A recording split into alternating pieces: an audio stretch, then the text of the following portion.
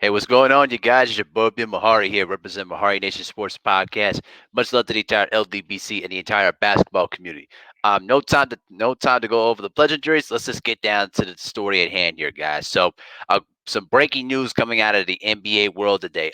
Both the Brooklyn Nets and the Houston Rockets are now in trade discussions, according to a source, to possibly trade James Harden from the Houston Rockets to the Brooklyn Nets. So, according to Sports Illustrated, a source is basically telling Sports Illustrated that the Nets have been engaged in talks with the Houston Rockets over a trade involving James Harden and a variation of players involving Spencer Dinwiddie, Caris LeVert, Taurean Prince, and Jarrett Allen.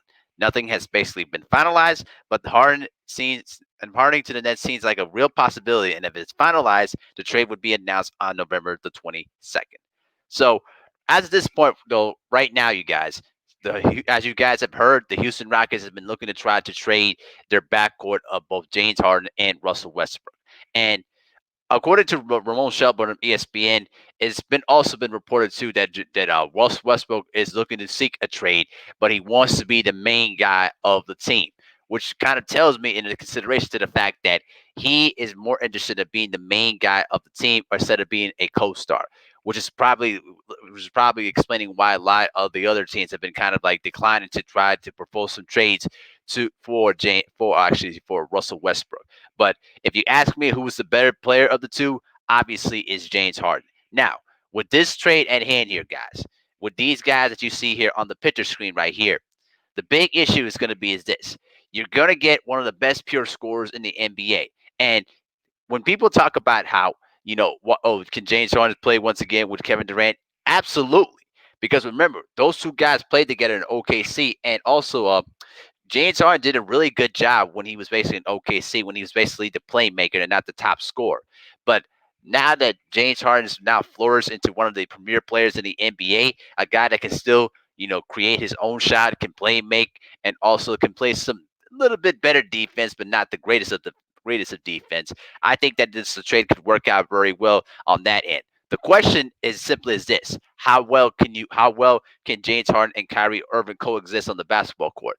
Because remember, both these guys are both backcourt players that need the basketball. So one of them is going to have to work off the ball. Will it have to be Kyrie Irving or will it could be James Harden? I think that James Harden is going to be the guy that's going to play way better off the ball. If he could do that and add that to his game, I think that the Brooklyn Nets are going to be a formidable, scoring trio. But the big downside of this huge trade discussion is that you're going to be losing a lot of that young front line defense that you would get from Spencer Dinwiddie and Caris LeVert and Taurean Prince, right? And also Jarrett Allen. I think trading Spencer Dinwiddie and Caris LeVert would be a huge mistake to me because you need those guys on your basically on your front line. Now they do still have DeAndre Jordan, but that's hard to rely on. I think that trading one of those guys would be a huge mistake. But if you're looking to propose a trade to get James Harden, you're gonna have to find a way to really br- trade one of the two players or pay possibly both of them. You know what I'm saying? But I think that trade is going to hurt them, significantly. Are they going to basically try to balance out a efficient defensive squad with a more high octane offense? I think that's what the Brooklyn Nets are kind of going to be gunning for at this particular point. Because at this point right now, with a team that is currently present at this point without the James Harden trade, all right, they're still going to be the team to beat in the Eastern Conference. And right now, at this particular point, I have the Brooklyn Nets coming out of the East in this upcoming season against the defending champion Los Angeles Lakers.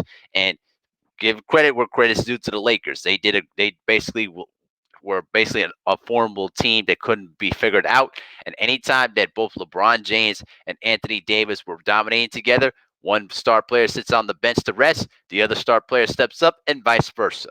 So right now at this particular point, we don't know. I don't know what direction that the Rockets are going right now.